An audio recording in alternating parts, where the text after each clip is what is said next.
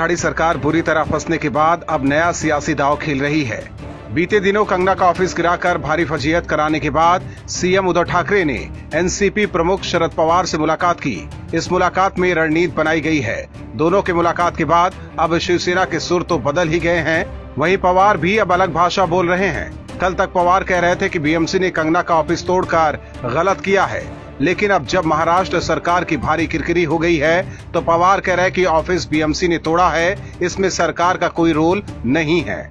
इससे पहले यही बात सांसद संजय राउत भी दोहरा चुके हैं। इससे पहले पवार ने कहा था कि कंगना के बयानों को बिना वजह ही महत्व दिया जा रहा है।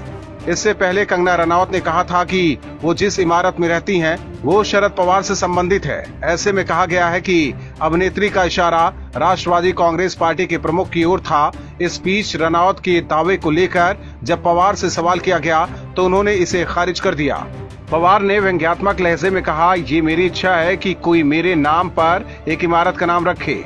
हालांकि ऑफिस गिराने का मामला अब हाईकोर्ट में चला गया है और बीएमसी की कार्रवाई पर कोर्ट ने रोक लगा दी है।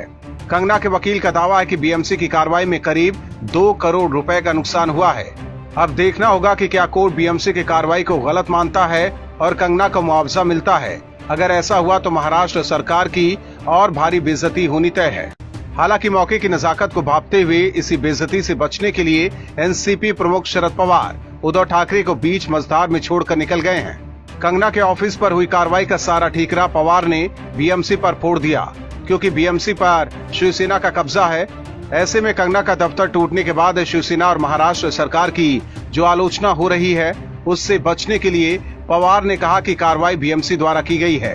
इसका महाराष्ट्र सरकार से कोई लेना देना नहीं है। मतलब कांग्रेस और एनसीपी ने कंगना मामले में शिवसेना को अकेले छोड़ दिया है। ऐसे में शिवसेना ने जो रायता फैलाया है उसे अकेले ही साफ करना होगा।